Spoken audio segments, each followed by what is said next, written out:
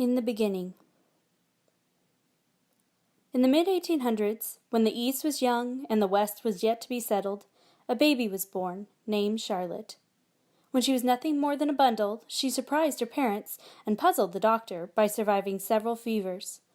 Folks said that any other baby would have died, but Charlotte was already strong. She walked before most babies crawled, she talked before most babies babbled, and she never cried, unless someone took something away from her.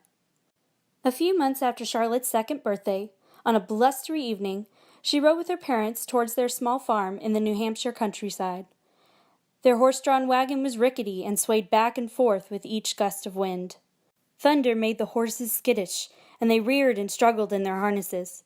Charlotte sat up straight in her mother's lap, watching the trees waving in the wind and listening to the horses' loud whinnies. Her father tried to settle the team, and her mother held Charlotte snugly and sang a song to comfort her.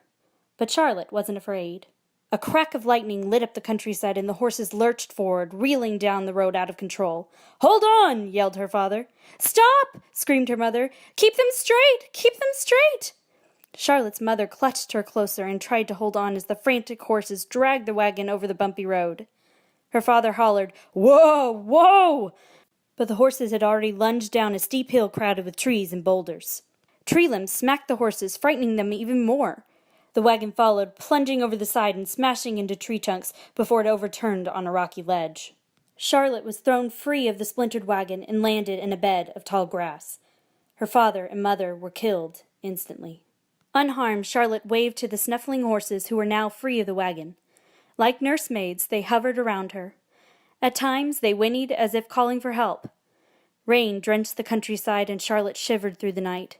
But the horses stood close by, protecting her from the rain and nuzzling her with their warm breath. The horses were still keeping watch over Charlotte when neighbors found her the next morning. She was holding so tight to one of the horses' reins that they didn't dare pry it out of her hand. The old doctor, who had known Charlotte since she was born, wasn't at all surprised that she survived the crash. Instead of taking the horse's rein out of Charlotte's hand, he cut the leather well above her grip. "She might as well have something to hold on to," he said.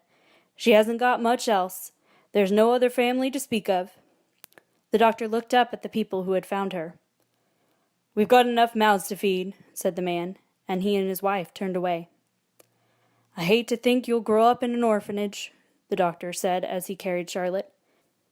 "But if anyone can make it alone in this world, it's you.